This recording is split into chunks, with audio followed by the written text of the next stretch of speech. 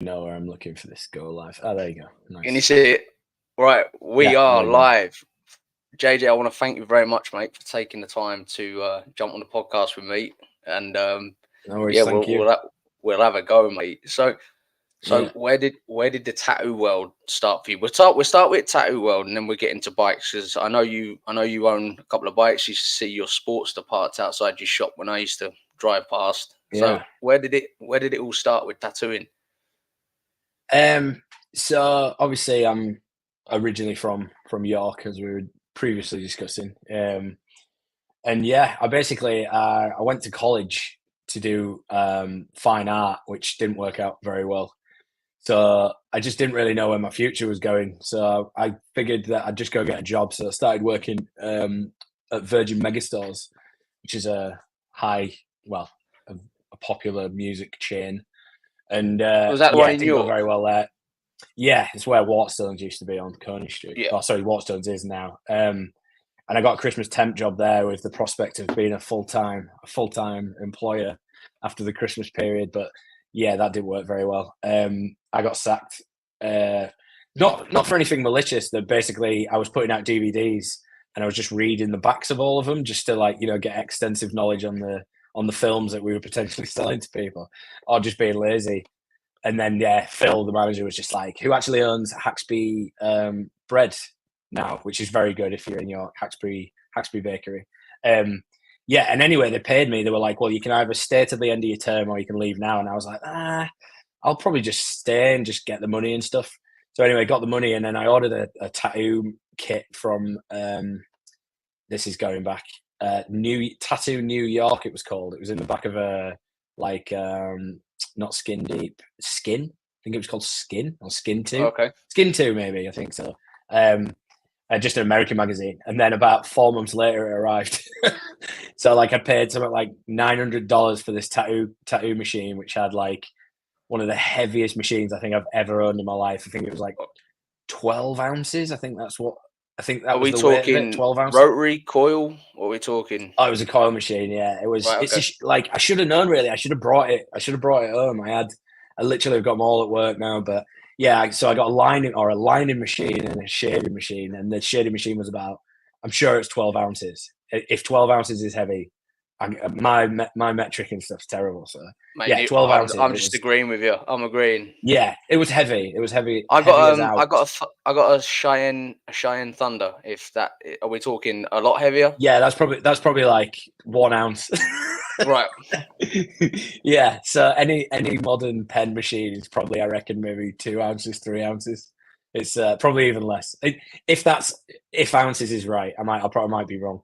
I'll take your But word yeah, it for was it, mate. very heavy. And yeah, you got everything, and I think it came with a set of Moms, which was Millennium Ink, which at the time you were just like, oh, this looks cool. It's got a cool brand, and they all had stupid names like Doo Doo Brown and Piss Yellow and stuff like that.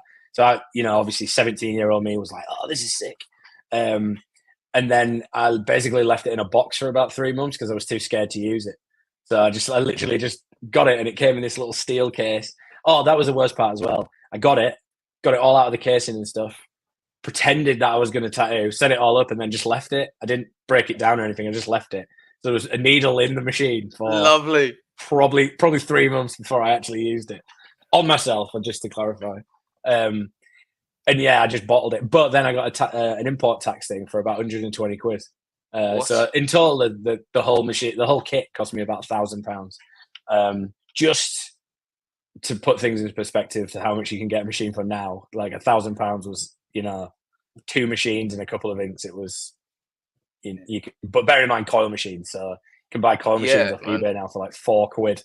I mean, you're talking basically, like brand new machine for £1,000 now, give or take. I mean, I know when a fresh release, like 1,200-1,300 quid off of Killer Ink and things like that, but £1,000 is like 3-4 month old.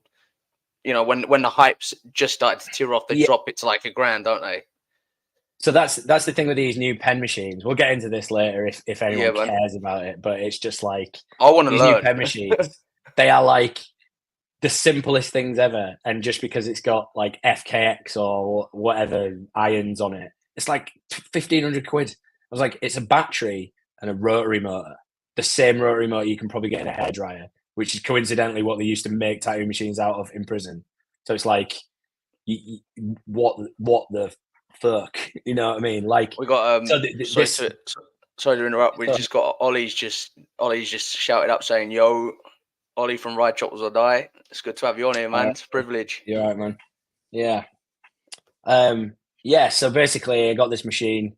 It was way too heavy, and I still tattooed using it. And then basically, my partner at the time was at York College, and she was doing a fashion show. And I used to be playing in like punk bands in York and stuff. And I was friends with a guy called Chris Carr, and we sat next to each other at this fashion show. And he's just like, "I've heard you got a tattoo machine." Bear in mind, for anyone who can't see me nudging, I'm nudging off screen. Yes, man. He's like, "I've heard you got a tattoo machine." I was like, "Yeah." He was like, "Do you want to tattoo me?" I was like, "Well, I've only really done one on myself, and it's pretty sore." And he was like, "No, I don't mind." So anyway, we got really drunk at this fashion show and then went back to my house. We started at about 11:30 at night, and he just wanted like the Tom DeLonge, like 2 bands around his arm. And I was like getting really excited, obviously shit-faced, just like, yeah, this is going to be sick. And then in my mind, I was like, how am I going to put the stencil on? I have no idea how to put a stencil on. And I just remember, because I got tattooed, pardon me, I got tattooed when I was like 13. And I just remember this guy actually got tattooed in Salou in Spain.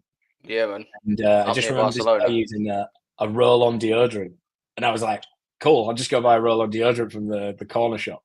Bearing in mind, it was like 11:30 and they were closing in like 30 minutes or whatever. So when I got this roll-on deodorant, and then I was like, but I've seen him use this like sort of slightly transparent thing that you use to like put stencils on. And the only thing I could think of was like parchment paper or baking paper. So I just went into my kitchen and just like drew on with a biro, like something weird, like a biro or like a gel pen. And I put this roll-on deodorant on and put the stencil on. And then I was like, it stayed on. And I was like, cool. So I was like, obviously, logically, the first thing I did was like, should be let it dry. I was like, cool, it stayed on. Let's do it before it rubs off. Went like that, first line completely gone. I was like, oh fuck. So anyway, I tattooed him, and I think it took till about 6 a.m. So these awesome. 2 line tattoos took like 5 hours, 6 hours. And then next day, or maybe it was like the Monday, we were in college. I was like, how is everything? He's like, yeah, I think it's fine. He like took the cling film off, and it was just like super red and like really agitated. And I was like, oh no. But it turned out that he'd had a reaction with the cling film. Okay. So the tattoo, actually, once he took the cling film off, the tattoo was like getting better and better. And I'm at college thinking I'm going to go to prison for 1, tattooing in my house, and 2, killing someone. So I'm thinking, shit, like this is it. Like this guy's going to die. And then anyway, it healed, and I was like, oh, that's not so bad. And then it literally just snowballed. Like I say snowballed. It didn't snowball. There wasn't people queuing up at my mum's house. But yeah. And then funny thing is, actually, he came into the studio probably about 6, 7 years ago. And he was like, I was just wondering if you could touch this tattoo up you did. He was like, part of me don't really want you to do anything with it because it's quite nostalgic. And I saw it and I was like, I do tattoos now that need touching up more than that. Like it was solid and it was straight. I was like really surprised. So I don't know if I'd just done it that deep that it bled out, that the gaps had filled in. Because I went for the marble effect, you know, like it all scabbing and falling off, the marble effect. Oh, but yeah, so basically that was I think that was July 2004.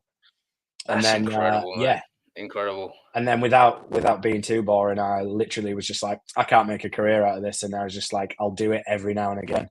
So I did it. I did maybe 1 tattoo a month for probably about 2 years. So I probably did maybe 20, 30 tattoos in 2 years. So what made you like kind of take that next step? You know, like what was it? Well, because there must have been something. Like you say, if you're only doing 2 or 3 every now and again, there's got to have been something that was just niggling away, or I don't know. I want to know, man. I want to know, what was the next step? Well, sorry. I was just trying to join that chat because someone commented. So I was just so yeah. Basically, I went to, after all that happened, I went to Northumbria University. So actually, it turned out that when I quit York College and then I went back and did fine art. Well, actually, I did foundation art, and then it went on to ND art, and then that joined foundation.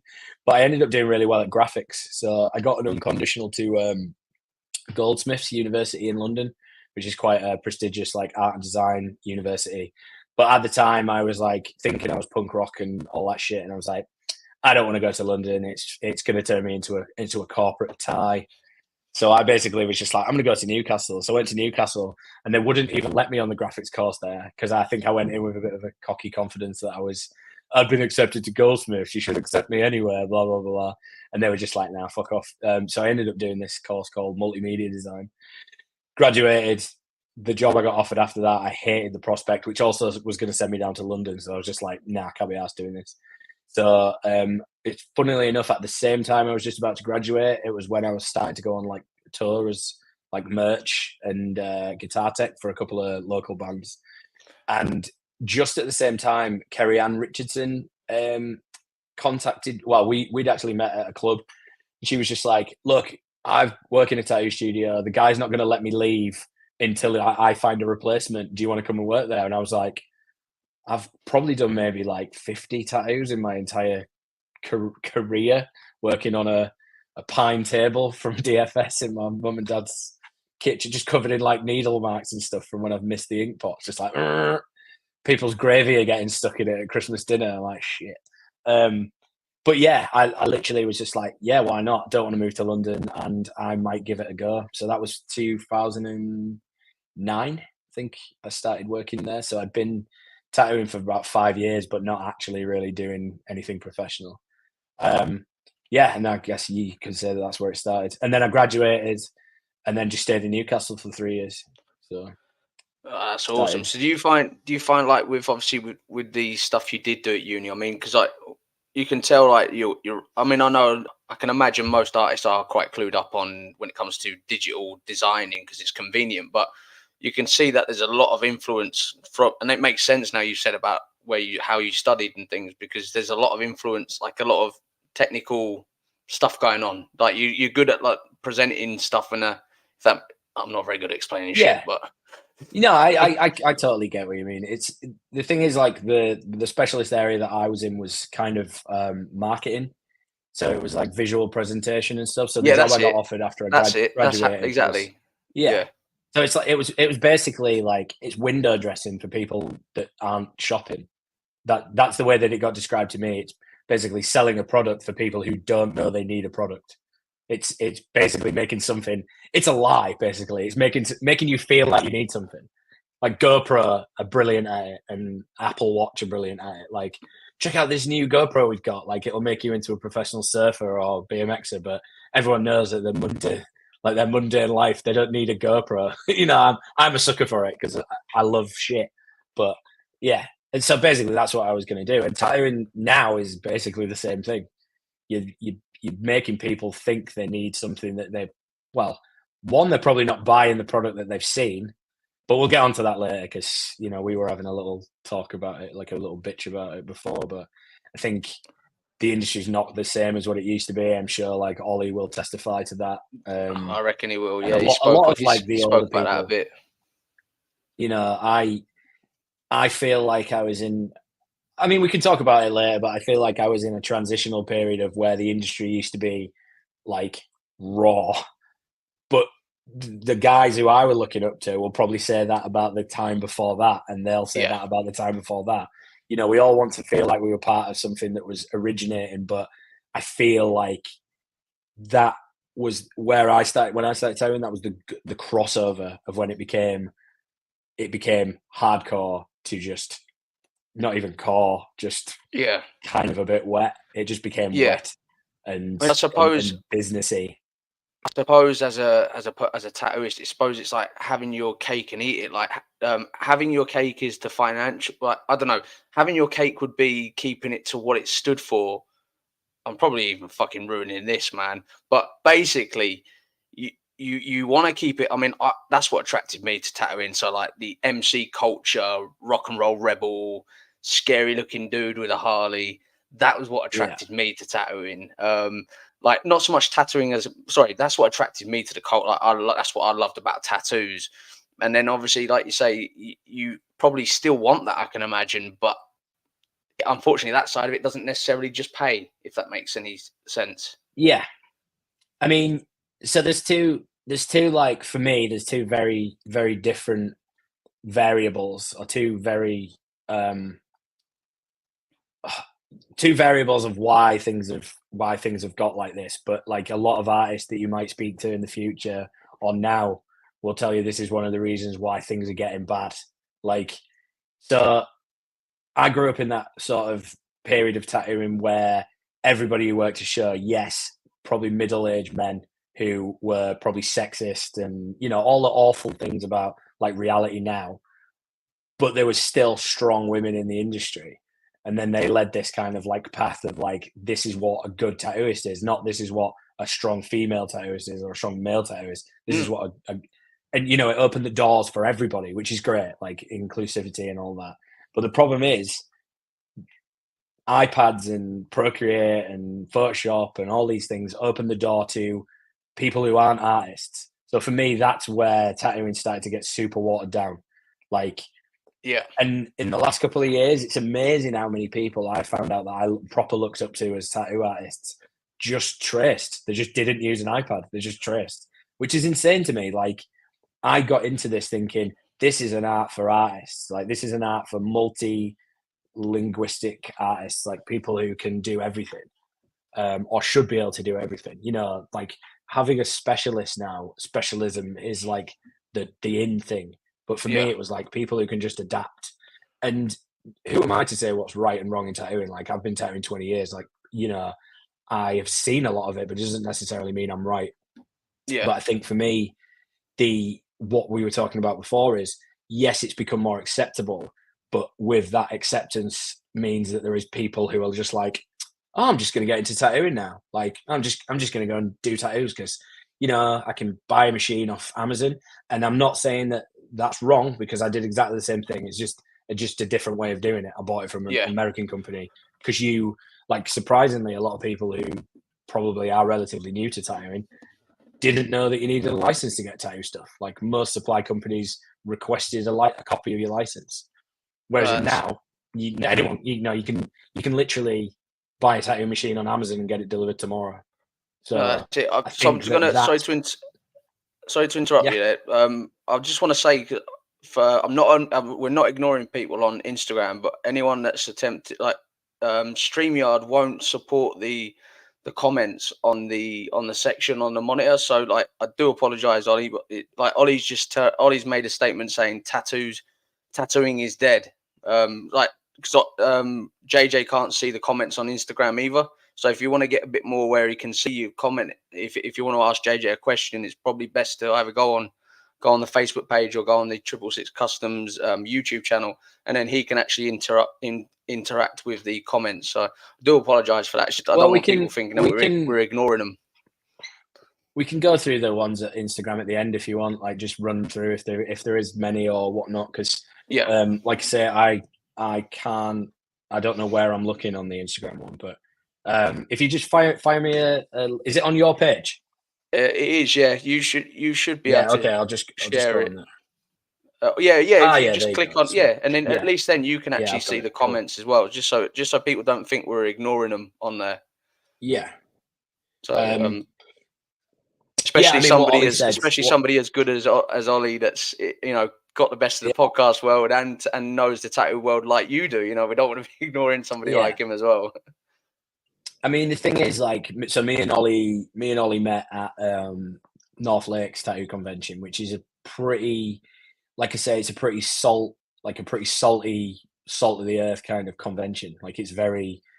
I've always attended that one simply just because it was so close to Newcastle, and the Newcastle show like stopped in like 2010, I think it was, and then Carlisle was like all these artists, such a small convention, but all these artists are like old artists, like they've been tattooing a long time, and then even now they're still quite stringent with who they let in. But this is probably one of the first years in a long time that I won't be doing it. Just obviously with my daughter just being born and stuff. But yeah, me and Ollie met there, and I think we've had conversations about the way that the industry works. And this is the thing; it's become more of a it's become more of a sort of advertising thing. So you've got Instagram and it's free, and people are complaining, artists are complaining that Instagram is dead as well. And I'm just like, Instagram was a platform where you had it for free for so many years, and now they want you to pay for it. I've been having the same conversation about Dubai this afternoon with one of my customers. Everyone's going to Dubai because it's tax free, but they're going to introduce a 28% tax in like the next 5 years. So they're going to take everyone's business over there, and then you can't escape because you have to pay 28% tax. It's the same as what Instagram's doing. But the problem is Instagram's actually going to do this, are they? Well, Instagram are doing it. Like it was a platform for years where they had no algorithm. It was a social media platform. There was no inner workings of it. It was just, it was what it was. You got fans or friends or followers, and then they saw everything you do. But now you have to jump through loops, pay for boosts, give as many comments back on as, it's becoming like a horse show. Like, I struggle with it, mate. I really struggle with it. Like, I'm not technically inclined at all. I'm a bit caveman material, and like for me, all of it, like, I find it all hard. Yeah, and the thing is that they've given, for me, because this is the thing. Like, I worked so my course was one of the first courses in the world to get SDK, which is basically the developing software for apps. I think Android still use the extension .sdk, and basically we had access to all the apps to infiltrate advertising techniques into these apps, and that was planned. That was like 15 years ago. So the subscription platform has always been in plan. Like, they've always, without getting too conspiracy vibe. But the thing is, they're making the users do all the work for them. So they don't have to do anything. They just sit back every day. Like, the blue, I don't really want to get into the whole blue tick thing. Like, if you want to pay for a blue tick, that's fine. So when we were going to do when I did the TV show, that was one of the things they promised us, to stop people from imitating and basically doing like fake stuff, like you find all the time on Instagram now. Like, people keep getting deposits taken because someone set up a tattoos by JJ dash or tattoos by JJ 1, and people are like, oh, send me a deposit if you want to book in. Yeah, I've had it happen, JJ. I had it happen, mate, on Facebook. It was horrible. It happens all the time with competitions as well. But the thing is, with these platforms, they're free. Like, you read the small print of anything. Like, if it's free, it's probably too good to be true. That's always been something that my granddad told me. Like, yeah, and that people say never look a gift horse in the mouth, but sometimes if you do, it might bite you, I guess. So going on to like how Instagram works now, is that I was always taught, with anything, the cream will always float to the top. Yes, I have only 20,000 followers on Instagram. At one point, I had something like 50, 60, which still now isn't a lot. Like, you've got people like artists who have 500,000 followers, like more than professional footballers, some of them. And, most of the time it's because of consistency. It's because they do the things that the algorithm wants, and they're good artists. People who do all the stuff that the algorithm wants and aren't good artists aren't going to succeed. It is a pay to play, but you still have to be good. And I think there's a lot of artists who tend to get bitter about that, because they're like, why isn't my work, why aren't I popular? And the problem is, it's most likely because you're not. It's most likely because you're not as good as you think you are. And there's nothing wrong. And there's nothing wrong with saying this. No, there's nothing wrong with saying this at all. I mean, I'm one of them.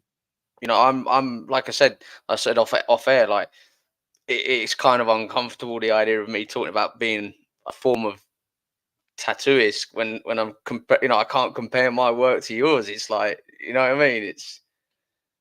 But I also think comparing your work to someone else's is like, I get it, because I've been there, and I still am. I'm still at that point. Like, we'll speak about one of the artists later, because actually I bought my first motorbike off him.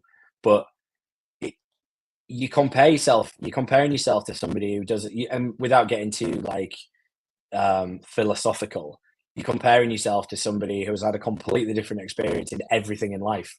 Like, everyone always goes, oh yeah, similar to me, but there's always so many different parts that like change those little like paths forwards. And I think the problem for me is that the Instagram thing has got in the way of a lot of people's actual natural path. So instead of focusing time on getting better themselves, they're focusing time on making themselves look better. Like it's the two different things. Like Instagram, and without being super cliche, Instagram is just an illusion. It's just an illusion of what people want you to believe about themselves. Like 100%, it's mate. bullshit. 100%. 100% bullshit. No, exactly. You know, exactly. It really is. You know, and I'm sure people with 500,000 followers will agree with exactly the same thing. They'll say the same thing, because most of the ones that I respect who have 500,000 followers have probably naturally done it because they're a really good artist and they deserve those followers. There's a few that have those followers based on them jumping through the algorithm hoops, you know, like without naming any names. There's artists who are like pole dancing while they're doing tattoos and half naked while they're doing tattoos and all sorts of like stupid shit just because they know that it appeases this algorithm that people will abide to. But it's getting them business because people wouldn't have heard of them before because their artwork's not that great. People wouldn't have heard of the random person who's, you know, unless they, you know, shot themselves in a fucking like bikini and it seems like I'm focusing majority on female tattooers. It's by any means not. I'm just trying to think of prime examples. You know, I did a stupid video the other week of me like talking to a fucking apple, and it got way more likes and way more views than any other tattoo I've done in the last 2-3 years. So I'm just like, if it works, it works. But I don't have the time to want a video like that every single day. And I don't, you know, I'm not struggling for business to the point where I have to do that. Sadly, there is a lot of artists now who are struggling for work, not because of the algorithm, as they all point out. They think they need this Instagram thing to get customers. They don't. They just need to do good tattoos. Focus more time on doing good tattoos than doing stupid videos on Instagram. Simple. You know, it's Ollie will tell you that because he's just jumped up on. I think he's using. By the looks of it, it looks like he's using his partner's Facebook account. But 100%, obviously, I've been listening to Ollie recently saying like how he's kind of rediscovered the passion of tattooing again, and it's incredible. I mean, I've just found his actual tattooing page, because he's keeping it more like old school in that respect, and quite like a bit more underground, which really is kind of where the roots of tattooing in somebody that's nowhere near experienced like you guys. But like I believe that tattooing comes from art comes from movement, you know, and it kind of originates somewhere. And like you said, when it goes into the mainstream and it kind of starts to distance itself really from what it originally was and kind of stood for. I mean, you know, how many lion heads and watches coming out the bottom of them and things like that do you guys want to do? It's, you know, I mean, for me, it's a difficult one because I want to align with that belief. Like, I aren't just going to come on here and just agree with things that people have to say, but I want to align with that belief. But then that same argument is how many gypsy woman heads, how many roses, how many panthers. You know what I mean? Like, true. It's very, just because it aligns with what you know me, like we were discussing it. My love is new school. Like, I love new school tattooing. Yeah, man. Like, being able to create something that you can't see in reality, doing something that is not realistic. It's like Pixar animation. It's like Mickey Mouse shit, but it's cheesecake. It's fun. That's what I love. And that disappeared off the face of the earth. Will that have a revival? I doubt it. I very much doubt it. Why is that, JJ? Why do you think it won't, mate? Because I don't think it made as much of a mark on tattooing as traditional and realism, and I just don't think it had its time. It was very small. Don't get me wrong, 100 years time it might do, but to be honest, I don't think we'll be doing tattoos. I definitely won't be tattooing 100 years time. I will be dead. But robots will be tattooing, not me. Like, I won't be doing any. Yeah, but I just don't think it'll come back. But another reason why I don't think it will come back is because it is hard to imitate it. realism's not hard to imitate. Traditional, in my opinion, is hard to imitate, but it's not hard to make your own mark in traditional. Like when I do traditional, I try and follow the rules of traditional with American traditional, Japanese. I try, but it never looks like it. And that's just me being. So one of my friends, Dan, he's been tattooed by some of the best English and American traditional artists in the world, and he came up to me at a party the other day, and he was like, "Mate, I really love your traditional. It's just so clean. It's so like there's no edges wrong or anything like that." And I looked at all of his tattoos, and he's like, I like the fact that tattoos aren't clean, and I like, and he's got tattooed by some of the best tattoo artists in the world, and some of them are the messiest tattoos I've ever seen in my life. But wow, those tattoos it's insane. They're some of the like messiest and scruffiest tattoos, but they've got a look, and the look is incredible. Like you can't take that away. And one of the things that pushed that movement away is the introduction of rotary machines and not necessarily rotary machines, sorry, but cartridges and pen machines, because it's pretty difficult. I was talking to you about my my friend who I first tattooed with a coil machine, and I genuinely thought he was going to have his arm amputated. It was gross. Whereas I think anybody would struggle to hurt somebody with a pen machine. Like, not that you would intentionally try and hurt somebody, but I think you would really struggle to like fuck someone up like that. And I think that was the thing with when I was learning to tattoo, and I'm sure Ollie will agree with me, is the learning curve of potentially killing someone is something that really makes you question whether you should be doing this job. Whereas nowadays, the cartridge has just stopped because I've gone in too deep. So you just stop tattooing, move the cartridge back, and then start again. Yeah. Or if you do a tattoo and it falls out, you just go over it again. Whereas with a coil machine, back in the day, like, when you're inexperienced, you're literally just cutting someone, and you're like, this is gonna look sick, and then you see them 3 days later, and their arms like purple. You're like, ugh.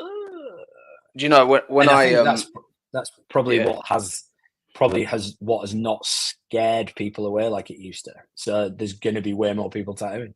I mean, for me, like, I would I'd get people ask me, "Oh, can you do this?" And I can't do color. And one thing I've always, I mean, I talk myself I've talked myself and talked myself out of many tattoos, because I'm so passionate about the industry and respect that the last thing I ever want to do is insult the industry. Just like I don't want to insult the motorbike scene and culture.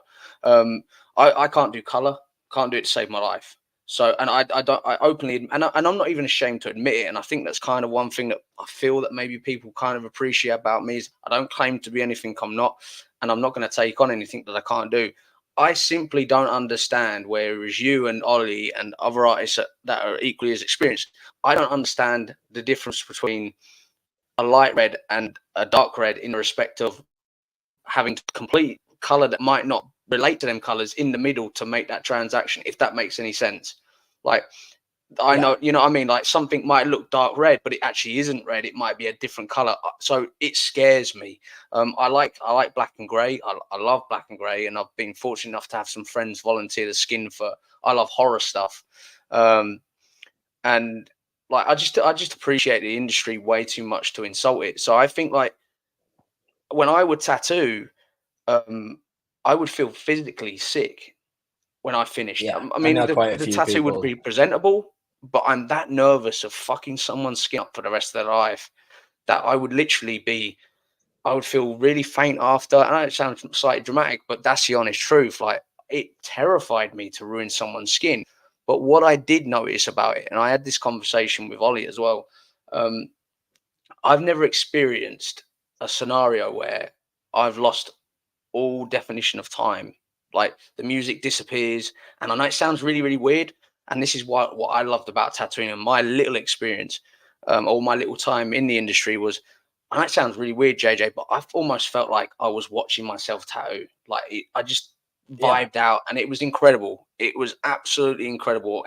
All of a sudden, I've got comfy. I'm tattooing to my ability, which it is what it is. But and like it was just I don't even feel like I've ever been that high on drugs. If that, if you've experienced that, it'd be great to. Hopefully, I'm not sounding all crazy and shit. But like that was my experience. Yeah. So I mean, for me, like the way that I got into tattooing was definitely a rock star thing. Like it was the want to almost be something that wasn't a normie. You know what I mean? Like that sounds like so like shit, but I just didn't want to have a normal job. Like it was my complete lack of respect for anything else other than doing what I wanted to do. So like for me, a mass period of my like tattooing life was more aimed at aesthetics of the illusion of what it is to be rock and roll. I know it sounds rock awful, and roll, man. Yeah, no, it's 100%, mate. 100% makes sense. So for me, like when I started like transitioning into the convention stuff and people like coming up and being like, oh fuck, like I've seen you in a magazine, or one of the weird things for me was, and this is like so insincere in comparison to what you've just said. Like what you just said is almost like beautiful, whereas in what I'm saying is like paints me in an awful light. But one of the things that like when I used to do tattoo conventions, people would walk past and be like, that's JJ, like that's the guy who does the fucking pandas smoking cigarettes, or the giraffes like having a bath, or koala bears sat in a tree like smoking reefers. But they wouldn't talk to me directly, and that's like for me, I was just like, do they think I'm more than what I'm doing right now? Do they think that I'm like unapproachable? And that sounded awful because that made me feel uncomfortable. That made me be like, this is weird. This is changing into like a he is holier than thou kind of situation. Like, and that was Tattoo Jam in 2011 or 2012, I think. And this was when conventions had just started becoming almost like pay to play. Like most conventions I've worked prior to that were like, we've invited you and it's free. So Sheffield, a couple of the other ones like I'd worked were like, we want you to come. Like, you're selling the product. And then, so like, that's my only experience of that is when I started to feel like I'm like, this isn't me anymore, or this isn't, I'd started getting that taste for that kind of like rock star thing. Cause I'm in a few bands and we've had relative success, but it's never been anything that's like satisfied my want for that. And completely opposite of what I want now. Like, I don't want any of that shit. I mean, Chris was saying, sorry to interrupt you there, but I remember like when I was talking to Chris, obviously that owns Expressions in York, he was saying like he's got your logo tattooed on his leg, and he said you did the tattoo because whilst you were listening to the radio, you'd had a number one, if that's correct. Correct me if I'm wrong, but you'd had a number one. So on one of your songs from the Bastard Sons, and you tattooed his logo on the back of his leg. Yeah. So we had a number one. This is quite a funny story. We had a number one record, which was our first album. We haven't recorded any since, but we should be having some new ones soon. So check us out if you haven't heard us before. But yeah, we were tattooing it, and I think it was Planet Rock, and they played the single off our album, and our album at the time was at number one in the Apple iTunes or the iTunes metal chart or rock chart. And then it got knocked off number one I think it was at number one for about 12 hours. And it got knocked off number one by System of a Down, Toxicity, that had been out 18 years. Really? So, yeah. So somebody somewhere was just like, I can't be having this. I'm just going to go buy 1,000 copies of Toxicity. Yeah, it was unbelievable. And wow. Yeah, it was. So we tattooed it. I tattooed it on Chris. I think that was actually that day. Oh, we had the discussion. Yeah, he said you were doing. I think you were doing his arm. I think you were doing some work because you've done a lot of your new school stuff on one of his arms, I think. And then so he's got the black and grey new school stuff, hasn't he? Yeah, pop hat and the skull. And then the latest stuff is all the Viking stuff that you've been doing on his leg, and you did it all dot work. And I'm stood there, because it was like summertime. I think you'd just done the lady, and I used to walk when I worked at Unique Ink. I'd walk past and I'd go in and say hello, and you'd just done that one. And obviously, I was just starting to slowly get a bit more into the industry. And I'm stood there looking at it, I'm like, fuck me. Like, how the fuck has he done that? I'm like, fucking bastard. I tell you what, like that was kind of like one of my first experiences with tattooing with liners. So like it was in my mind, I was like, I don't know why I'm taking all my time moving my wrist, trying to get all these angles in on a 9 shader, or can I could just use a liner. And this was at the time, I think Ego had just brought out their little Ego, which was the one with the rubber triangles. And I was just like, adjust the gives you like the rebound and the bound fit. So it basically emulates the front and a back spring on a coil machine. So it's amount of duty. So it's how many times it hits which is roughly around like 50% you want. But I always used to think, well, the harder it hits and the quicker it comes out, the better. But the problem is with that, you get like weird little fluctuations. Like, I don't know if you follow Destroy Troy, the machine builder. Ollie will probably follow him, like he's a great machine builder.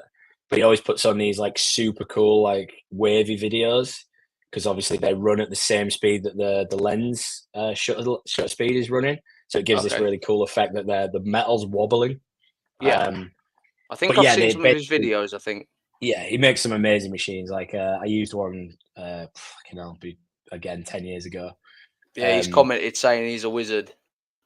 Yeah, his machines look amazing. Like I would never go back to coil machines because my wrists are too pathetic now. But they're not. I just become lazy. I think that's probably the thing. But so these little rubbers used to basically emulate the springs. And I just thought, fuck it, I'm going to try using a really heavy top rubber, which would be like dish, and then like a really soft one, so it kind of like it would almost like doo-doo. So it's almost like on a double drum, on a double bass drum, it'd be like a triplet, like a droop. And I just tried that, and it started working. And I think that's what the youth would call stipple shading. But I just call it really reckless whip shading with a 3-liner. It's and it seems. I mean, obviously at the moment it's still holding up. I mean, like because obviously again, somebody that's trying to like self-learn and take inspiration from all you guys. Like I watched loads of YouTube. I learned everything I've learned, which is nowhere near enough off of YouTube. And like trying to understand it, and it'd be interesting to understand your thought on this. Is like I kind of had it in my head that the idea was to put ink in the skin without the skin knowing it's there, equaling less trauma, better healing. That was my idea. So one of the things that my friend Bez told me about tattooing is you just want to get the ink in as efficiently as possible. Like get it in first time every time, and if you need another pass on it, do another pass on it. But he said you probably get about 3 good goes, and then after that your skin's fucked. So I mean, this was in coil era, but I've always known best to use Numas, which were like air compressed machines, which is wild. It's like the steampunk of tattooing. Yeah. I don't know if you ever got tattooed by one. It's insane. No. I had my chest tattooed by one of my friends, Billy, and it's an air compressor, and it pumps air into the machine, and then the excess air comes out of the top of the machine. So you just that's insane. It's awful. That's insane. It's literally like a sprinkler of air going off up your nose. And what does it feel like to get tattooed? I mean, what we're talking about in experience? Exactly the same. Exactly the same. Yeah. But if a tattoo is doing what it should be doing, it should be just putting ink in the skin. So what you're saying, yes, is correct. Like you want to get the tattoo in as efficiently as possible. One of the things at the moment is there's this like kind of challenge of doing it and making sure that on the day it's not red, because if you do it and it's red, your tattoo photograph doesn't look good. And this is where we're going back into this is I know exactly where you're going with this. This is going back to what we were talking about before on air, where it's got to look good for a picture and competing on the social media aspect, which is I'm glad you mentioned about that, because even in my short little time in the shop, you'd get people come in and go, I want it to look like that. And you're like, but that's been photoshopped. No, it hasn't. And you're like, but there's no redness. You can clearly see that the tattoo's still raw because of obviously, like, you know better than me, with the way it looks in a picture, you can see that the skin's swollen. So you know it's still fresh. but there's no redness. It's like, it's not possible. It's not, and it wasn't for me. I struggled with it. I struggled with dealing with people like that. Yeah, I think for me that used to be the hardest thing. And again, this is where I guess a bit of ego death came in with me. I used to just be like, "Why are you such an idiot? Why won't you listen to what I'm saying? I've been tattooing 20 years," and they should be showing me stuff, and I'm just like, all I've got to do is now. Like, if you think that tattoo is awesome, go get tattooed by the person who did it. Yep. Simple. Like, yep. And they're like, yeah, but they're in Lithuania or somewhere else. I'm like, go to Lithuania then, because I can't deliver exactly how much do you think he charges? And I was like, we'll just do a quick search, type it in. Oh, he charges $1,000 a day. Cool, right? I don't want to pay $1,000 a day. So if you don't want to pay $1,000 a day and you don't want to go to Lithuania, where's the next person? Well, you are, of course. Cool. I'm telling you that I can't do that tattoo, so that's your choice. If you want to. And this is the problem. Like, I've been talking about it recently. If someone comes to me in York and they say, I want this doing, I'll be like, I know 3 artists in this area who will do a better job than me. Their waiting list is probably this long. They charge this much money, and you probably get closer to their thing. But I want to get tattooed by you because my friend who works at so and so. Sorry, my cat's just walked in. My friend who works at so and so said that you're the best. I'm like, well, do you want to listen to your friend or do you want to listen to me? Because I won't be able to replicate that, or I won't replicate that. And most of the time, people like the honesty. Like, I just say, well, they always go, oh, well, thanks for your honesty, but I think I'd rather get tattooed by you. And it's that simple. And the moment that I stopped putting myself on a pedestal and started saying, I'm not as good as that person. And I think for me, that was when it changed tattooing for me. That's when I started enjoying tattooing properly, which was 5-6 years ago, where I just stopped caring. Like, I care about the tattoos that I do, and I care about the people who I'm tattooing, but I don't want them to be led down the garden path. Do you know what I mean? I don't want them to think they're getting something that they're not. Like, a customer came to me the other day and was like, "So one of your tattoos in Tesco," and instantly I was just like, this sounds like a start of it doesn't look very black anymore. And he was like, looks way blacker than the photograph you put up. And I'm not going to lie, like, I edit my photographs to a point that, I say edit them. I don't. I use an ND filter, which blocks out glare and ambient light. So you get more of a realistic, in my opinion, you get more of a realistic view of what it looks like.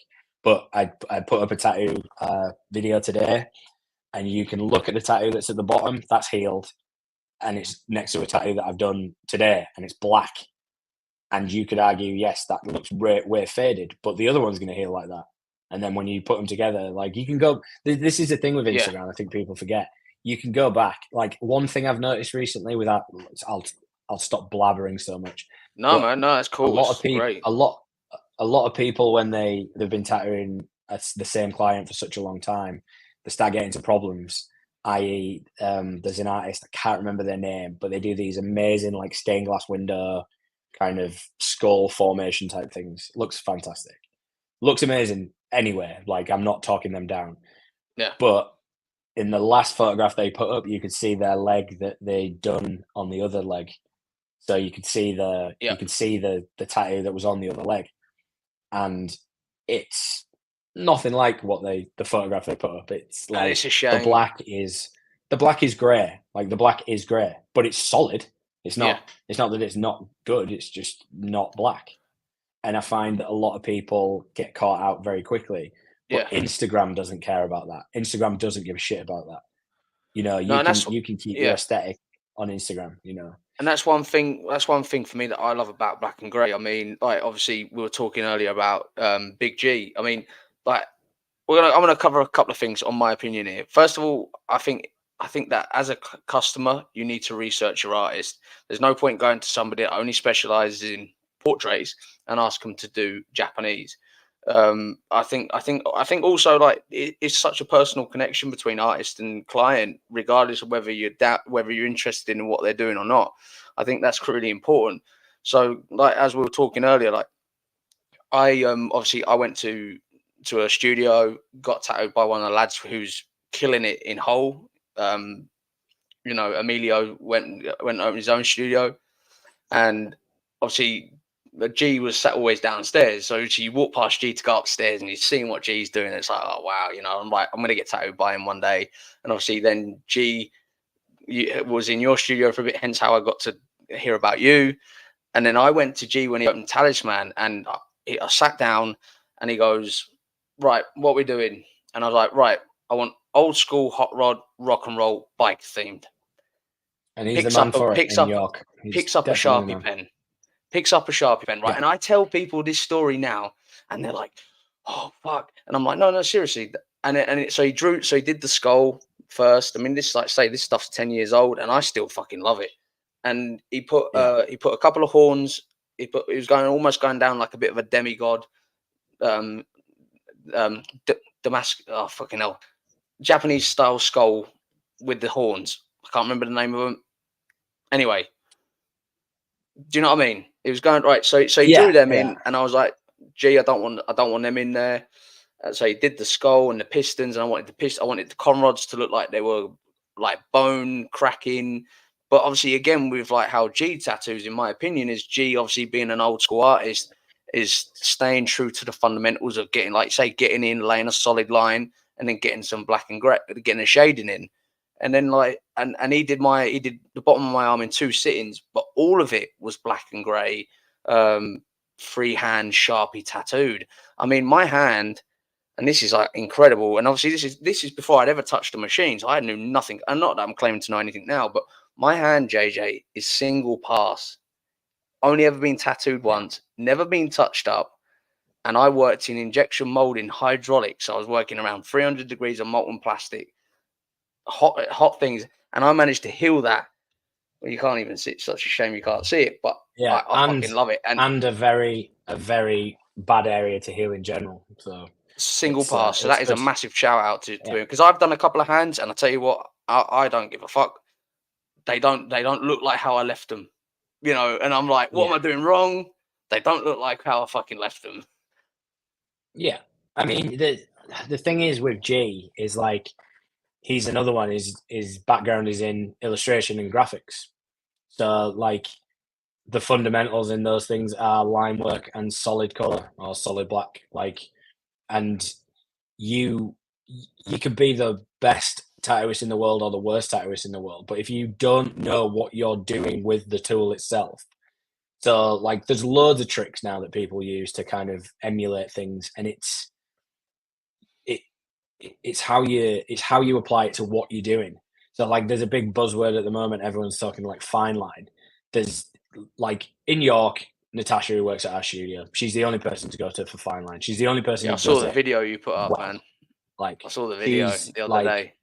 And I hate using the word apprentice with any person I tattoo, because I just teach them how to tattoo. And if they ask me about artwork, I'm brutal. And I don't think if they came to me now and was just like, what do you think about this artwork? I'd probably just be like, you know, I'm not that into it. But if, you know, someone will be, like, it's not my work, it's not my place. I'm not your art teacher. I'm just the person who gave you the ability to use a tattoo machine. Like, and I didn't even give you the ability to use the tattoo machine. I just let you do tattoos on people, really. It's not like, you know, and I think there's so many people now who are amazing tattooists. And the problem is they don't have the fundamentals of art, which is it's not a bad thing. You're a tattooist. You're not you know, some people are like, I'm a tattoo artist, but you're not. You're a tattooist, and you do what the customer asks. And if you don't, send them somewhere else. Send them somewhere else where the person will be appreciative of their business, because, you know, times are particularly difficult for everybody. So I'm just like, if you're an artist and you can tattoo, great. If you're a good tattooist, great. If you're a bad tattooist, great. To me, I'm just like, it's one of them. Like I said to you before, like, well, this is what I said to Mark, the studio today. I was just like, I was always told the cream will float to the top. Yeah. And he was just like, when will someone notice my cream? And I was just like, mate, people are coming and giving you money to do tattoos. They've noticed your cream. Like, yeah, exactly. And so weird. And kind of like, I know what you mean though, but and like kind of like fucking, kind of not like you can't. I've said this loads on my podcast. Like you can't fake this shit. You can't fake real shit. Like when and in respect that you're true to what you're doing. There's no bullshit. So you're not faking it, and it always naturally the fakers always get caught out, and the people that are keeping real to the stuff they're doing just keep elevating slowly. And like you say, as soon as you start not giving a fuck about the things that don't matter, you start to elevate again. Yeah, I think that's for me. That's definitely been like sort of coming off the back end of the tattoo conversation. I think for me, and without like, I really hope you don't take this offensively, but the way you talk about the way you talk about your tattooing journey sounds like how I felt when I was just getting into it as well. So it was like I had all this bombardment of things because I engulfed myself in it. So I literally, like, of course, the more you engulf yourself in something, the more you're going to see where you put yourself in there. Like the moment you start, like, honestly, like the thing you said about almost feeling like you were watching yourself, that if what you do makes you happy, I kind of just, like, again, without sounding philosophical, no, mate. That's not what it says. I'm just reading there. It says, "Let's talk motorcycles." I'm just like, I'm talking about, we're getting there though. We're getting there. But sorry to interrupt you, JJ. This isn't. Sorry, mate. This isn't me trying to, like. I haven't really tattooed all of last year. Like, I had to step away because I got a family to provide for, and it just wasn't working for me. This is me talking about tattooing just for the pure love of getting tattooed and the culture, which I really like. I think this is the thing, like, without talking about Ollie all the time, because I know he's there. I know he's watching. He's there. This is the thing, like the fight that we all have as tattooists in our head is that we're either not good enough or the industry is not what it used to be. Or it could just be a combination of both. Like, we're getting older, and I love you too, man. He says he loves you in the chat. But it's one of them things, like, when you love something so much and it almost gets taken away from you, you either say, I need to adapt, or something needs to change. And without, again, I don't know if you want to talk about the TV show and stuff, but that's the reason why I went on the TV show, because I'd heard so many people complaining about tattoo TV shows and nobody making a positive change, and everybody who goes on them is rubbish and blah, blah, blah, blah. And I was like, fuck it, I'm just going to do it. I got asked to do it loads of times and I turned it down, and I was just like, fuck it, I'm just going to do it. Why not? I don't give a shit. I'm a bit of a wreckhead at the moment, like, just drinking all the time, and I'm bored. So let's just go do this TV show. But it didn't seem dramatized. Do you know what I mean? Like watching it on Channel E4, Tattooist of the Year, it didn't seem like it was like the American "let's have a fight, you're a shit tattooist." Because you hear all these stories that they want you to have a row. I mean, I know. Ollie's interviewed some bike builders that have been on Discovery Channel, and that they said the same thing. Like they don't understand that you guys that are skilled tradesmen, effectively doing your trade, don't want to fight with other people. And what was nice about E4 is that it didn't seem like that to somebody that was just watching it. Yeah, I mean, one of the things for me was, like, I wanted to step out of my comfort zone of being comfortable. Obviously, that's what comfort zone is. I wanted to step out of my comfort zone, but I also wanted to just show all these people who just all the time on Facebook talking about, the industry, blah, blah, blah, blah. I'm just like, the reason why it is how it is because we made it like that. Nobody else made it like that. You can blame it on, there's probably young people now talking like that about me, saying, oh, he says this, he says that. There probably isn't. If I'm honest, there's probably nobody talking about me. And I think that's the hardest part to deal with as a tattooist. Like, as a person, like what I said before about getting into it for being a rock star, that genuinely would have probably used to have hurt me. But now I'm just like, if someone walks around and tells someone that the tattoo that I did on them is good, cool. I did a boxing sleeve, and my friend went to Dubai, and he said he got stopped every 5 meters. He said people were just stopping me left, right, and center. And whether it because it's a good tattoo, I don't know. It's a Muslim country, probably 50-50, you know. And same with like people who go to Turkey, did a Peaky Blinders thing. Guy said I literally just had to put my shirt on all the time. Yeah, it's not the best Peaky Blinders tattoo in the world, but it's not the worst, you know. And it's obviously somebody in the world thinks it is the best Peaky Blinders tattoo because it's probably the only one they've seen, you know. And I kind of like just going back onto like you talking about yourself, like if you get enjoyment out of it and you get paid for it, great. You know, you said you hit a financial wall. Go back to it when you haven't got a financial wall. Like I was lucky that I got into it when I was like young and didn't give a shit about anything. You know, one of the main reasons I had to leave Newcastle because I just genuinely did not give a shit about anything, and I probably would have been dead now because I used to go to tattoo, go to the pub, sleep at the studio, and then tattoo again. And people would be coming up to me on nights out saying, "Oh, like that tattoo that you did, like it's healing super well." And I was like, "Oh, cool! Like who did it?" And they're like, "You did it." I'm like, "Yeah, cool." So you lived the life as well, man. You lived that proper rock and roll lifestyle. Just to a couple of my friends of mine, Mark Nixon, he probably won't be watching. He's on a yacht somewhere in Barcelona. Just decided to teach himself how to sail. Weird, like absolutely wild. Just like one day I was like, I'm going to teach myself how to sail. Awesome. And my friend, like loads of friends from Newcastle, they just used to like absolutely pick me up all the time. Like I always used to be like, I'm not very good. And then Nixon would just be like, tattoo my neck, you'll get better at it. I'm just like, but that's your neck. Like to me at the time, getting my neck tattooed, that was like the most important tattoo in the world. Had to be done by like Jimmy Litwalk or something like that. And he was just like, nah, just you're really good. Like do it. And I did it. I tattooed his neck at about 10 o'clock on the Friday night. And then we got the mega bus on Saturday morning to London Tattoo Convention. And he was just showing it off to everyone. He was just like, this is my friend JJ. Like he did this tattoo, like, and he's showing it to everyone. And they're all just like, yeah, that's cool. Like you could tell they were just like, who cares? And Nixon was like, oh, this is him. And I'm just like, oh, hi.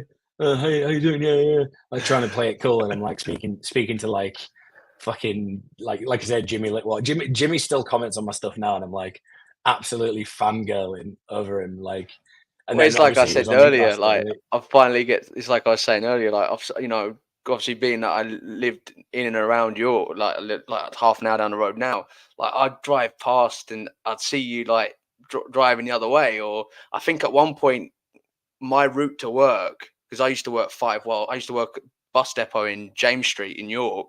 My route to work was, you must have been finishing work. So I'd see you going the other way and I'm like, that's fucking JJ. You know, obviously always loving the industry anyway. I'm like, that's JJ, you know.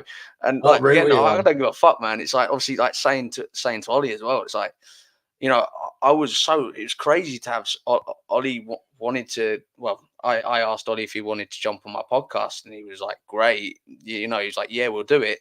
And then obviously I got to listen to more and more of his podcasts, and I didn't even realize how important, and this isn't me even like fucking, I apologize if I come across like I'm fucking brown nosing and all that shit, but I didn't realize how fucking big Ollie was I knew he was big in the podcast game, but like he's interviewed some of the fucking biggest bike builders. Like I didn't even know he'd interviewed fucking Jesse James. I'm like, oh my fucking God, like Jesse James from West Coast Choppers. That's like fucking awesome, you know? Yeah, it is really cool. To be honest, I was very, very surprised when he asked me to go on it. And then, in fact, saying that, he probably didn't even ask me. I probably sent him a message saying maybe we should do this, and he was just like, "Yeah, it'd be good." And then, like 2 weeks later, he's just like, "I'm cancelling the podcast." I was like, "All right, cool." But we never went any further than that conversation. But yeah, he's a good guy, good lad. So we're gonna, so we'll get onto what this show is at. Well, it's not just about bikes, it's about everything. But like, where did the bike scene start for you? You know, I mean, I've been past shop. Sportster parked outside. I thought that's pretty cool. I love a Sportster myself. I'm not owned one, but I do like them. Like, where did all this start for you with the bikes? So one of the weird things is like a lot of people tend to. Sorry, I might be like. Can you still hear me? Because I'm trying to like lower my voice a little bit because my. Oh, sorry, mate. No, so one of the things that like most people obviously when they get bikes, they've always had like a scooter or something like that, like a pop and go type thing. And it was just never an interest of mine. Like I did not care. Like all I cared about was like camper vans and Beetles and just like that kind of, I don't know, like kind of hot rod culture, but you can't get it in England, so you just go for something that's like equally European. So like you go for a camper van or something. So I got bought my first camper van in like 2008, I think. My granddad lent me some money. Yeah, and I think that, to be fair, that was like I won't go off too far on a tangent, but I always think this is I think it's funny. It's probably bullshit, but my granddad was lending me some money for this camper van, so I go around to his house with a duffel bag, like in a gangster movie. Went around with a duffel bag because my granddad used to like sell baccy and stuff from like France or whatever at the local working man's club, which is actually over the road from where the studio is. Yeah, and I went around with this duffel bag. He's just like, "What are you doing with that, you silly idiot?" It's like, take the money, Grandad, take the money. And he just came out and he went like that. These two little pathetic wedges of money. He was like, "There you go. Just give me them." I was like, ugh. I just like put it in my duffel bag and walked off. It's like £8,000, but it's like it was like this big. Fucking love it. Yeah, it was brilliant. But anyway, yeah, bought a camper van, and then obviously tweaking with that and stuff. I was like, I really like this, but it always breaks down, and it is just a pain in the ass. And I've still got it. It's actually up at a warehouse in Elvington. The guy who's actually fixing it passed away. Who was also a big chopper guy, but anyway, good, like that aside. And then so like I think I know who you're on about as well. Yeah, Keith or Zach. Yeah. Yep. So yeah, basically my friend was just like, "I've just passed my CBT and my dad's bought me this bike. Do you want to go and ride it in B&Q car park?" And I'm just like, fuck no. I'm not fucking 10. But I mean, I think I was about 28 or something like that. So like 10 years ago. And I was like, fuck it, why not? And we used to go play roller hockey in the same car park. So I was like, it's a bit of a throwback and whatnot. Anyway, he put me on this bike, didn't have a helmet on, B&Q had closed, no lights or anything, no floodlights. And I was just like, cool, so what do you do? And he's like, well, you push the pedal down and then you just accelerate. So I was like, all right. So I'm just like whiskey throttling it, just like, I'm like, it's not going anywhere. He's like, no, you have to pull the other lever up. And I just went like that. I love it. But weirdly enough, it didn't fall off. So I was like, instantly, I was like, I must be a natural at this. And I don't know what it was. There was just something about it. I was like, fuck, this is like driving, but way more dangerous. And I love it. Like, it's incredible, isn't it? Yeah. So I think that was on a Sunday afternoon. I booked my CBT for the Sunday after. I ended up buying some like Suzuki Marauder, or I've actually got one in the garage now. Awesome. Mark, who works in the shop, kindly gifted one to my fiance. So it's in the garage now. I can't remember if it's a Marauder or an Intruder. The Intruder's a V-twin. The Marauder's is a parallel, either a single or a parallel twin. Yeah, so I had the V-twin, and the one that's in so you would have the one that's in the garage is the single or the twin cylinder. No, the barrel one. Also, just to clarify, this is where I fall out of my realm of knowing what I'm talking about, because spoiler alert, no, fuck all about motorbikes. But that's anyway, cool, man. That's cool. Yeah.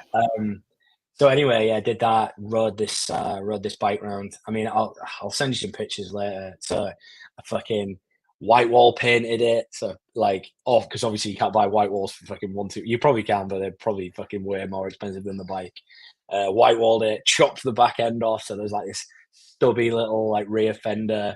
Put these like Chinese fucking like lights on it. Took the backlights off completely. Ended up taking the indicators off just because the Chinese ones, the relay.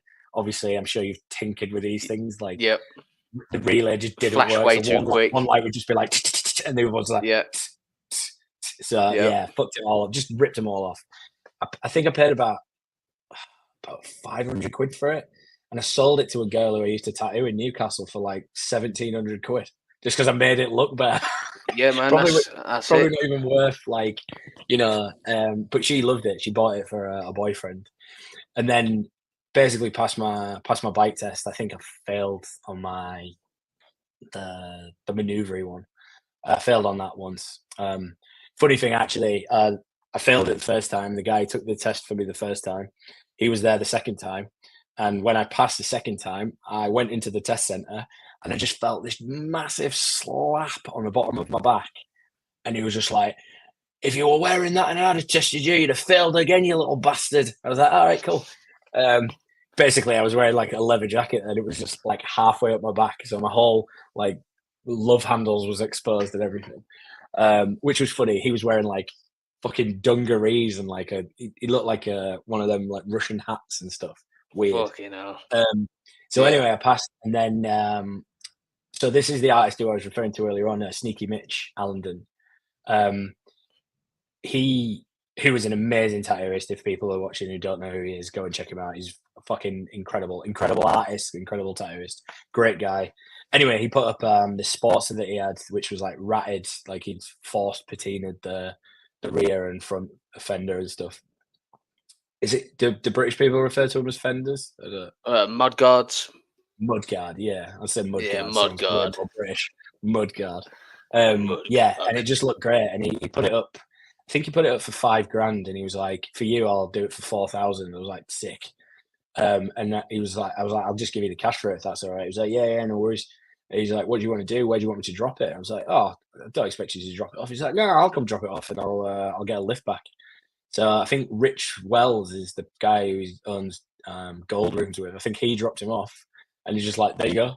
I was like, "What do I do with it?" He was like, "Well, it's the same as your other bike, it's just a bit bigger." I was like, "Cool."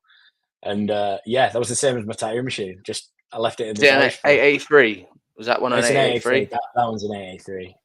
Because you had. Am I right in thinking you've had one built in? Yeah. Yeah. So I mean, with the 883, I did loads of stuff to it over COVID. Just quickly getting off the 883 because I absolutely love it. It's never missed a beat. It's incredible. But yeah, changed the bars in lockdown, which is a fucking whole world of hell in itself. Internally wired bars, like, and they definitely made for an 883. Fucking hell, they like the wires that are on an 883 are like so thick. Like, took me about 2 days to fucking weave them through this thing. It was awful. Yeah, did that. I think I got the parts from like Hog Parts or something like that. And then as soon as I did it, my heads up just went kaput. So I decided in lockdown madness to just build my own lighting thing. So I like made a mold, and yeah, it was fucking stupid. It works, and it's cable tied on. I still haven't managed to fix it to the thing. And then I always said that I just wanted to have a bike built, and I kind of wanted to do bits of it, but I just wanted to have more like the creative input. So I spoke to my friend Lee, who I used to tattoo years ago, Iron Hills. I should have worn his shirt, really. He no longer makes bikes anyway, because he said working with mine and my friend Gary's was enough to kill him. So why was that? Was that because you knew the vision you wanted, and it's hard to let them do their thing, or? No. I basically said, you know way more than I do, man. So I just want it to look good. Like, I don't give a shit. I kind of wish I'd have said I want to be able to ride it. That would have been easier. If I'd have just said, can you just make me a bike that I can ride? It would have been way better. But I didn't. I was like, can you make me a bike that looks a bit like this? And it's like, he's like, the reason why bikes look like that in America is because their roads are a lot longer. Like, straight roads. I'm sure you want it in Britain. I'm just like, yeah, I do. It took in total, like, this is not by any means, because Lee has a full-time job. I think it took about 3 years.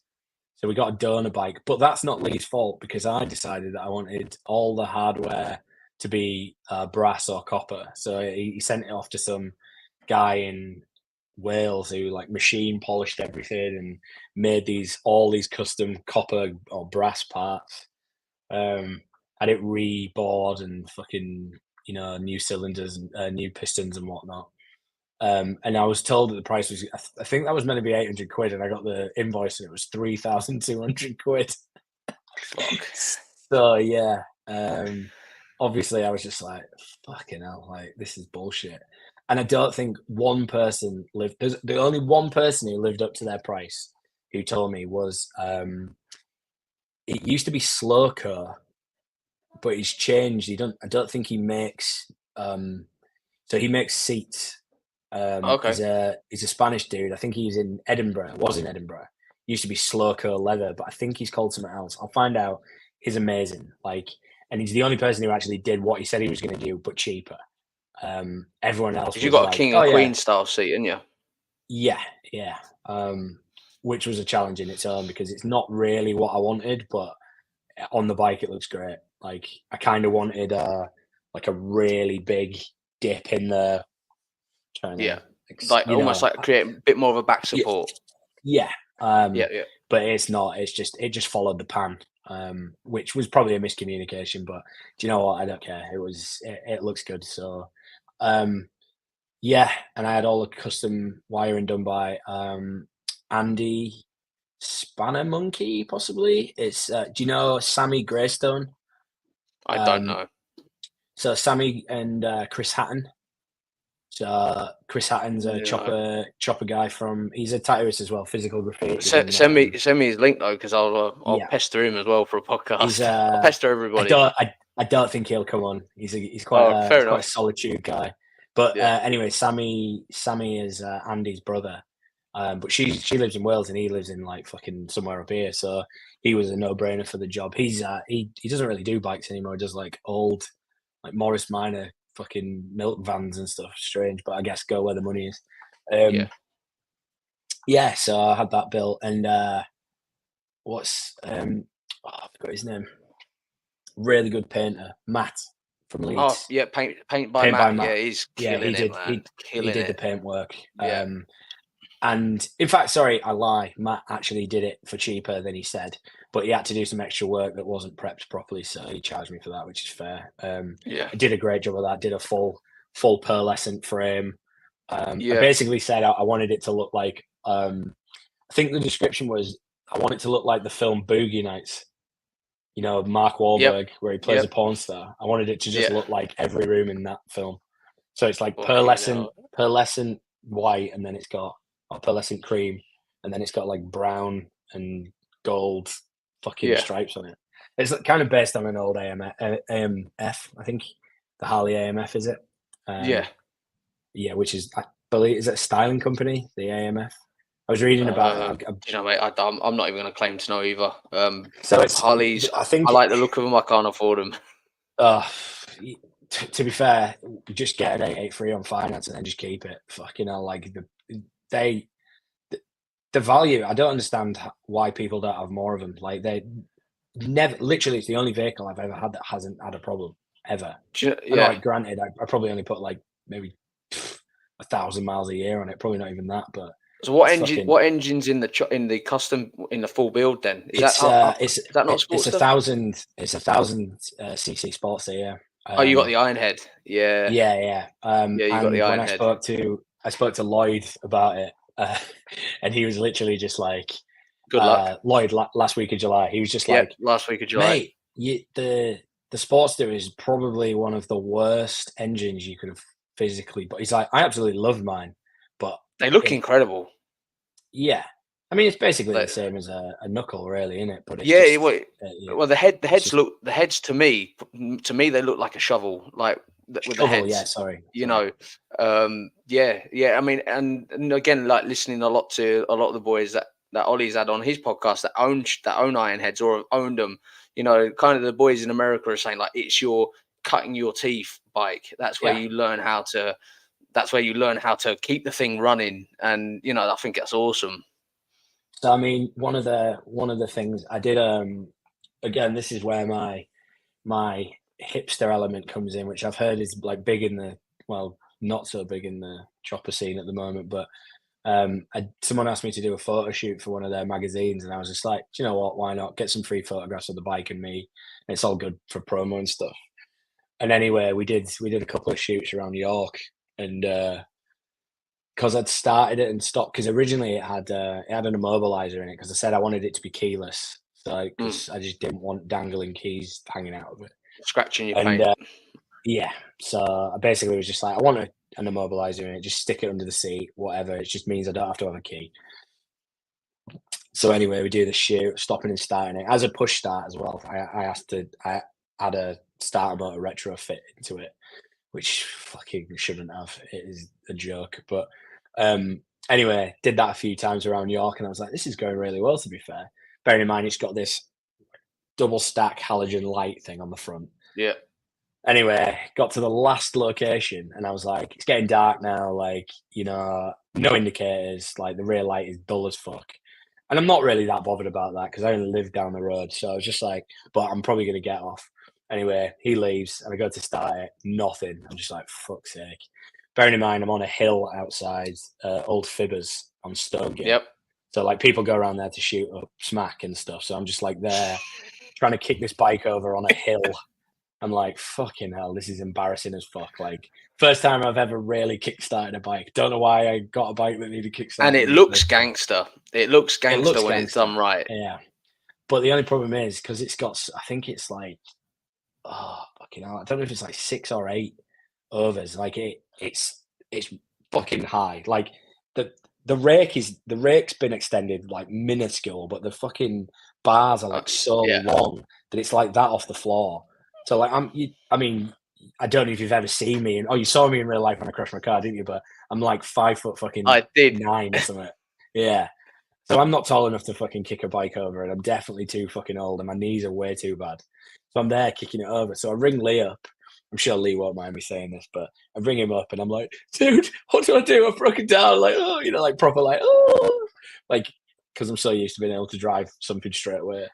And he was absolutely shit-faced because I was hoping he was just going to come and pick me up. And he said, oh, I'm about 5 litres into a nice big bottle of Scrumpy. I'm just like, he's like, what shall I do? And he's like, just disconnect the light. I was like, what do you mean? He was like, disconnect the light and try it. So disconnected the light, started first time. So the light draws draws way too much power to it. So I did that, and I don't think I've ridden it since. I think it's been in my garage. Yeah. The way you say Fibbers, are we talking Fibbers on Stonebow? Old Fibbers, yeah. So it was behind. I've got the street behind there near the dig. I've got a cool story for you, right? You're gonna love. Well, it's not cool. You're gonna fucking love this, right? So I bought my 125 back from Spain. I got a 1983 GP street tracker. I built like a street tracker, and I've got it on the road. And I'm bombing around York. It's September. We had one of them rare Septembers. We had nice weather, and I followed this taxi into Stonebow. Right, there's me thinking, it's fucking awesome. 2 o'clock in the afternoon, that fucking bollard comes up, doesn't it? Oh no! Bosh. Straight off my bike, mate. Middle of the day. I'm laid on the floor. No, it's funny as fuck because no one fucking came over to help me. Everyone's just staring at me and I'm laid on the floor with this bike on me. No way. I would love to see the CCTV footage because I must have looked like a right fucking idiot. I just laid on the floor. Insane. The bollard. I can't believe it. I got the wheel on it and bang. No way. Fucking hell. I can't believe that actually came up when someone was driving over it. It's mental. Oh, mate, awesome. I'm honest to God, Jay, I would love to see the footage because I must have looked like a right. You know, like when you see one of them bugs on their back and they can't get up. That's me. Yeah. We used to play a drinking game actually called Beetleback. Every time someone shouted Beetleback, you had to drink your drink and just lie on the floor doing this. It's fucking stupid. But yeah. So yeah, that's basically my chopper thing. But I mean, so I like to think that I kind of do know what I'm doing because I have a little bit of experience with like carbs with my camper van and stuff. So I've taken things off and tampered with them and stuff. But I think I've just resided in the fact, like I spoke to Lloyd a few years back and I was just like, dude, can I just give you some money and can you just make this fucking run properly? And he was like, man, it's a Sportster. It'll never run properly. You'll never be able to run it properly. So I spoke to a place around here called York Motorcycles, David Jeffrey. Yeah, David, yeah. And he was talking, I spoke to him about doing a rear wheel disc conversion on it, but obviously with it being a Sportster, everything's on the other fucking side. So he said, I'll need a new hub. Potentially, I'll probably need to re-engineer the fucking back mudguard. And and I was just like, I don't know if I can be off-fender. Yeah. I just don't know if I can be asked. So like, did you not go down? Did you not go down the route, the two in one with the disc on the sprocket? Yeah. So that's what I was thinking. So Lloyd was just like, why don't you just take the drum off and key it, like proper grit it? Because apparently he did that, and he said he did it on his dyno and said it was the best dyno. Sorry, Jenny, and said it was the best brakes he's ever had. So I was just like, well, Oh maybe do yeah, that, mate. yeah. I mean, to be fair, like, and It'll take you can also send the shoes off and get them Kevlar relined. Right. Yeah. So I think he might have been referring to because he said what he does is he takes the shoe off and re-grits it. So Yeah, or yeah, like yeah, yeah. diamonds So it or something. basically, so you imagine you've got like a composite that sits on the shoe, and what they do, there's different materials. So obviously, your cheaper ones obviously are what they are, like the shit. But you've got like a carbon Kevlar composite. I don't know the ins and outs of the actual technical wording of the materials, but the only reason I know about this is when I used to race mini motos. You used to have to put like a upgraded material, which it's more effective. They wear quicker, but they work better. You know what I mean? So Yeah. Okay. so that's what you could It's an do, and option. it is an option. Yeah, it's definitely something you could do. I mean, to be fair though, as well, like to me, a drum looks cooler. You know, I mean, I Yeah, can imagine I most agree. people would agree they look cooler. Yeah. I mean, It's I'm I on mean with it's a great bike. I think it definitely just needs somebody. For me, it's like fettling with stuff is great, and I enjoy the achievement when you get it right. But the problem is, like, I work 6 days a week, so like I spend my one day a week fettling with something, and then not getting it right, and then I spend the next week thinking about it. So yeah. for me, it's like I lose sleep over it and stuff, and I'm just like, I'm too old for that shit. Like I don't have the time. There's professionals who like Lloyd, for instance, who just he knows what he's doing, and like Yeah, Lee man, said he'd the do it stuff they're again, but I just building's don't want to put him. insane.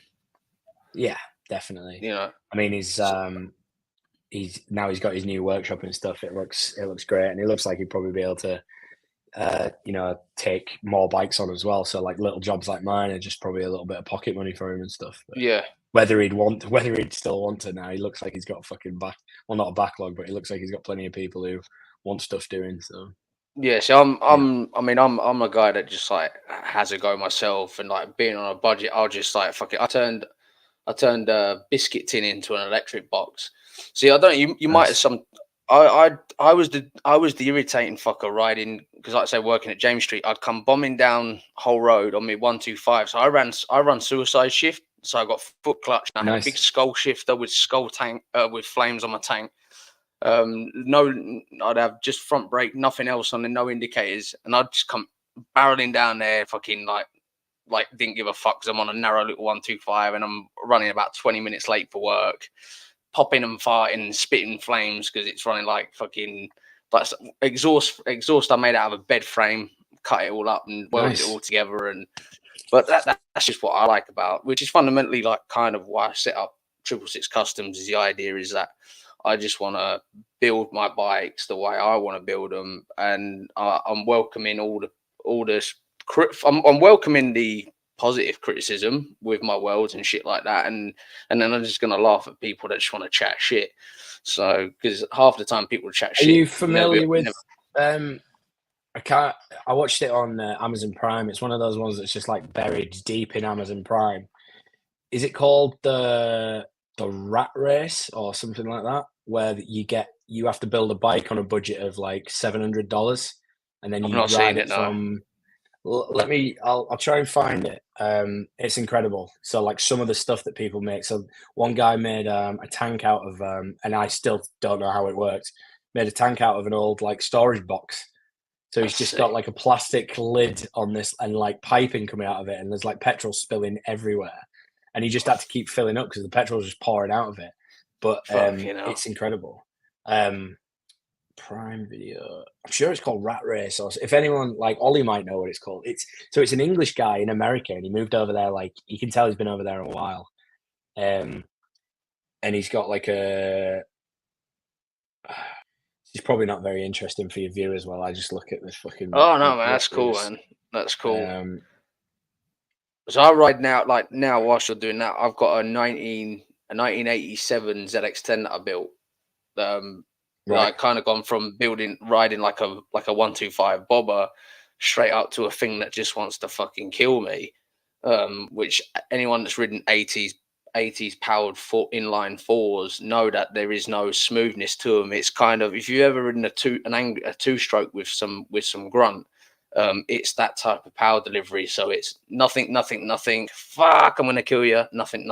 There's no in between. It's, you know. I mean, there's one of my friends is just that one of them fucking. There's a guy around here who's building him, and he must be making an absolute fortune because everyone wants him. The BMW boxer engines. Yes, you've seen them? yes, the R80s. Yeah. Oh fucking hell! I mean, he paid like 14 grand for it, and I think the donor bike was like 3. It's crazy. What is the guy doing? Just taking a tank off, getting it sprayed properly, and then polishing some sherb. It's like mutt motorcycles. I mean, so I compare mutt motorcycles to like the pen machine of tattooing. So it's like you could get a mutt motorcycle and just be happy with it, and it'll be fine. But the innards of it are literally just Chinese or Japanese, just shit.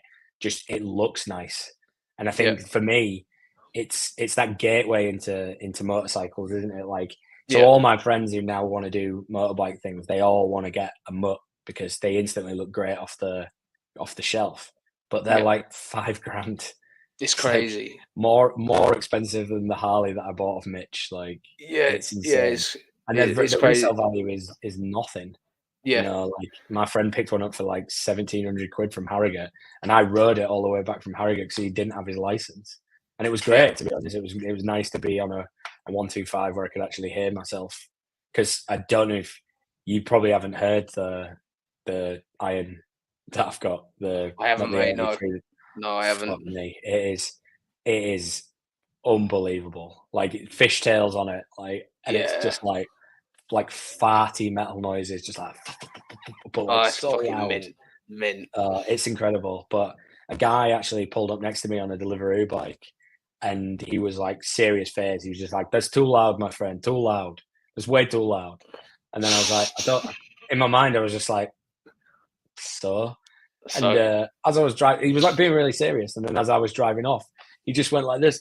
Yeah, like he absolutely loved it. He was just sat on his bike like at the traffic lights. And you made that guy's day. You know, you made that guy's day. Which I didn't thought. I thought he was going to report me. You know, that's how rock and roll I am. I was like, he's going to tell me off.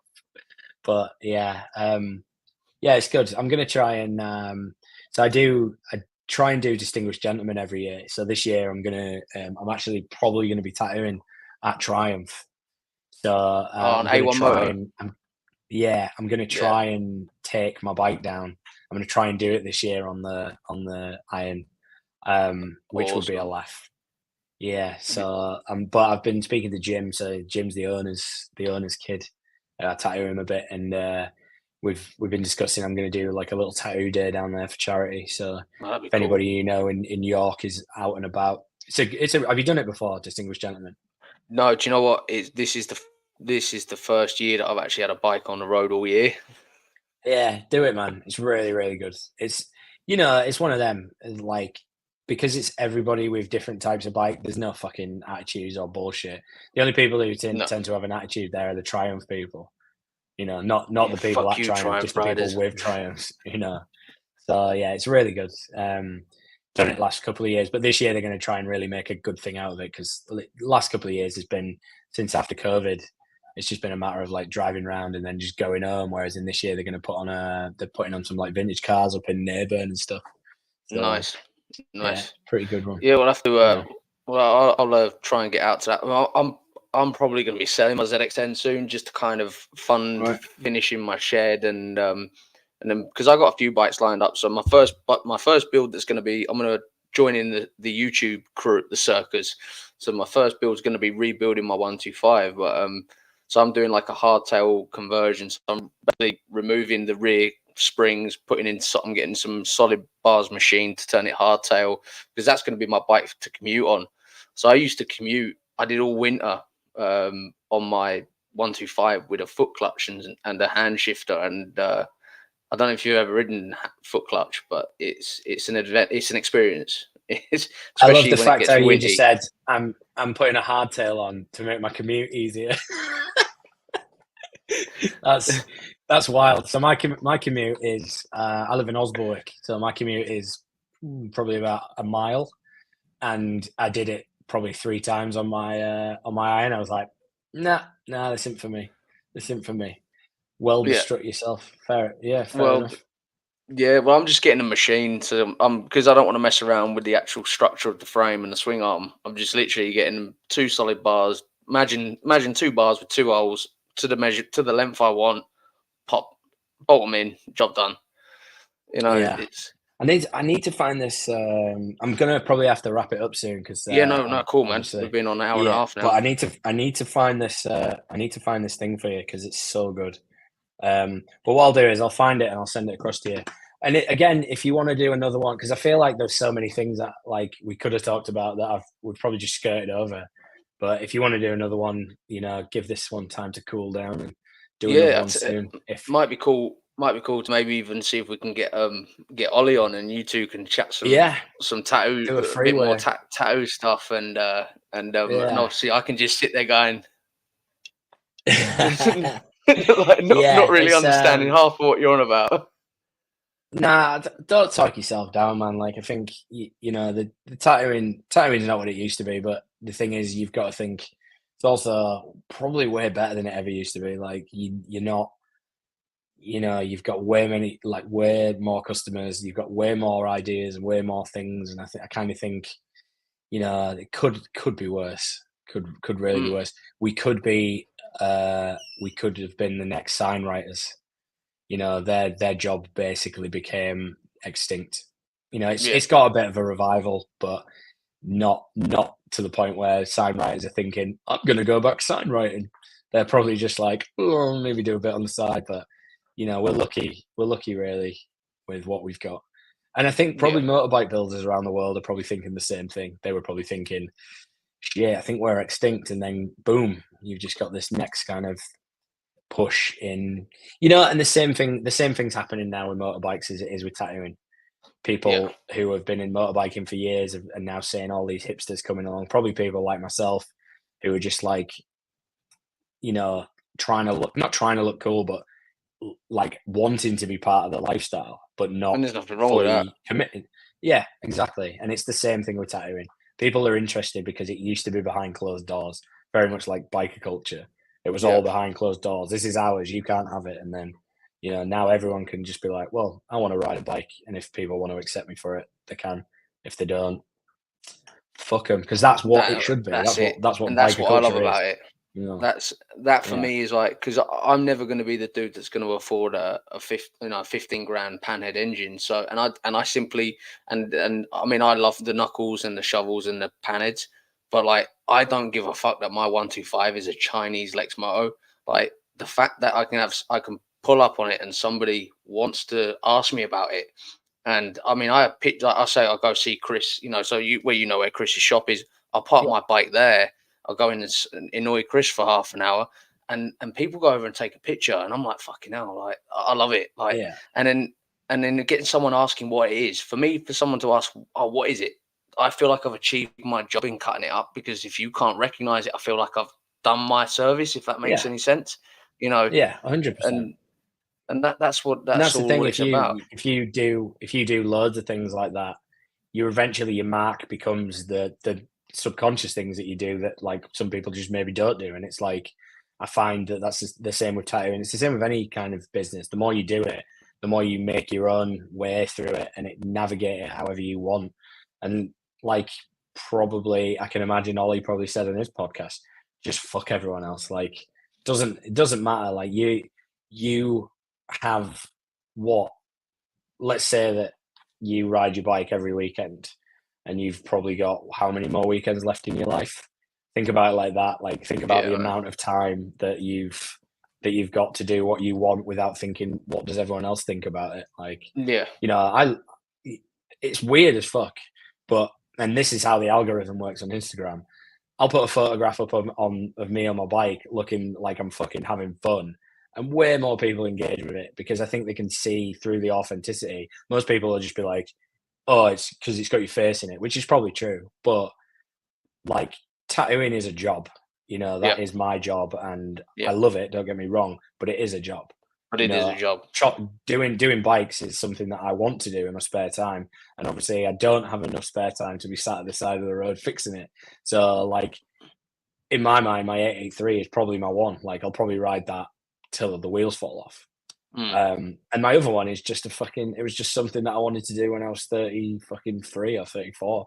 I was just like, I work hard. Kind of gift to yourself, isn't it, as well? Yeah, exactly. So, I mean, that if I had a bigger shop, that would be in the shop and probably never used ever again. But it's not too bad to ride, to be honest. It's yeah. I actually got offered a knuckle from Triumph the other month. I spoke to a couple of the lads about it. Yeah, and do you know the license plate? And it was born for me. I should have bought it. I should have sold everything and bought it.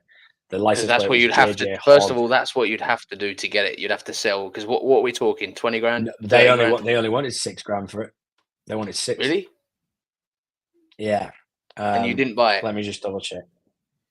So it was in like it must have been, I think it was would that be right? 59? Does that sound about right? Or could it have been a shovel? Ollie's the man with that stuff. I just know what they look like. I don't know the years. Let me just have a look. Let me find it. Yeah, I'll just show you this, and then I'm gonna have to nip off because I think no worries, mate. Just have to go out with us. Yeah, so it was this. Can you see? Yeah. Oh yeah, and nice. And he wanted $6,000 for it, but the license plate was JJ Hogg. And he's still got it. But the problem is I'm absolutely brassic at the moment. So, but yeah, it's been awesome chatting, man. Really good. Oh, thank you, mate. And like I say, if we don't do it again before, Distinguished Gentlemen, you're welcome to join me and my boys. Like I say, they have all sorts of bikes there. Like, there is some wild stuff. Or even just come down if you've got the Sunday free. Go down, because I don't know what I'll be doing. We'll have to see, but. Where are we talking? Where are we on about here for the Distinguished Gentleman? Distinguished Gentleman, yeah. So it's you just have to wear a suit and then go on your bike. When's it happening? That's probably the most dangerous. It's 20. No, it's not 20. Let me have a look. It's in May sometime. 20. Cool. No, it's the 19th of May. Sunday the 19th. I don't own a suit though. Well, there's a charity shop next door to me. I'm pretty sure you'd probably be able to pick up one there. That'll do. Because you'd probably only ever wear it one time a year. You don't even have to wear a suit. Have you got a shirt? Yeah, well, I can fight. Yeah, I'll get one of them. I'll get a shirt and maybe just do it naked. Do your birthday suit. That'll turn heads. Hopefully, at some point, I'll be able to get down and I'll have some. I've got to get my missus out to work and get her. I told her she's funding my tattoos, so I'll be getting that. I want a new school, one of your new school skulls on the side of my neck, man. That hopefully will. Nice. That's what we like. Get something like that. Right, I will leave you to it, mate. No worries, man. It's I don't know if you're gonna turn the live thing off and then we're gonna say bye. We're gonna have a kiss behind the